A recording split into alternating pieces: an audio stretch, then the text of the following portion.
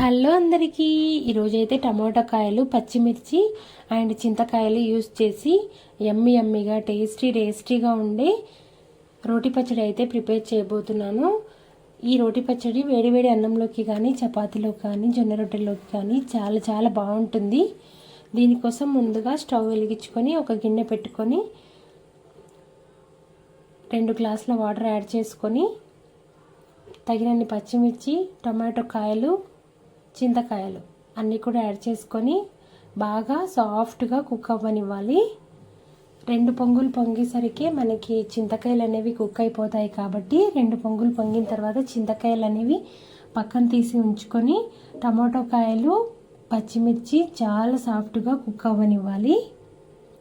నేనైతే ఒక్క టమాటో పండు యాడ్ చేసుకున్నాను, టమాటో కాయలు మరీ కచ్చిగా ఉన్నాయని చెప్పేసి. కొన్ని పల్లీలు తీసుకొని ఫ్రై చేసుకొని రోట్లో వేసుకొని సాఫ్ట్గా దంచుకోవాలి.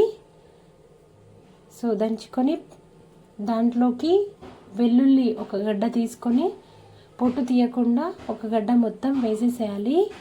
1 టీ స్పూన్ జీలకర్ర కూడా యాడ్ చేసుకొని కచ్చా పచ్చగా మొత్తం అంతా కూడా నలగొట్టుకొని పక్కన గిన్నెలోకి తీసి పెట్టుకోవాలి. యాక్చువల్గా అయితే దీనిలోకి మిగతా ఇంగ్రీడియంట్స్ అన్నీ కూడా యాడ్ చేస్తూ ఒక్కొక్కటిగా యాడ్ చేస్తూ దంచుకోవాలి. కానీ రోల్ అనేది చిన్నగా ఉంది కాబట్టి నేను ఒక్కొక్క ఐటెంని తీసి పక్కన ఉంచుకుంటున్నాను.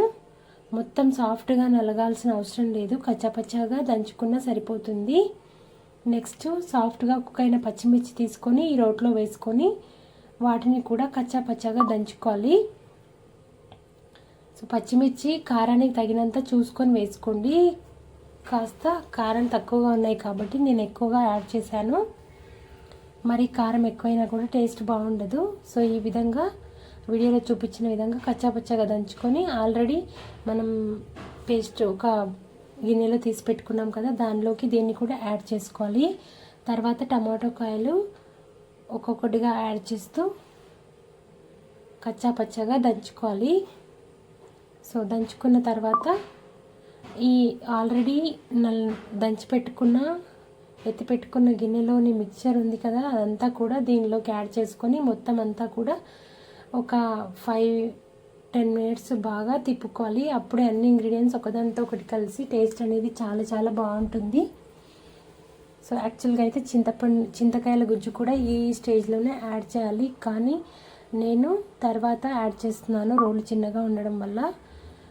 సో ఈ కన్సిస్టెన్సీ వచ్చిందంటే రోట్లో నుంచి బయటకు తీసేసుకోవచ్చు. సో ఇప్పుడు చింతపండు గుజ్జు అనేది తగినంత యాడ్ చేసుకుంటున్నాను. తర్వాత కరివేపాకు, ఎండుమిర్చి యాడ్ చేసుకొని పోపు అయితే పెట్టేసుకోవాలి. సో టేస్ట్ అనేది చాలా బాగుంటుంది. వేడి అన్నంలోకి నెయ్యి కనుక వేసుకొని తిన్నట్టయితే చాలా బాగుంటుంది రోటి పచ్చడి.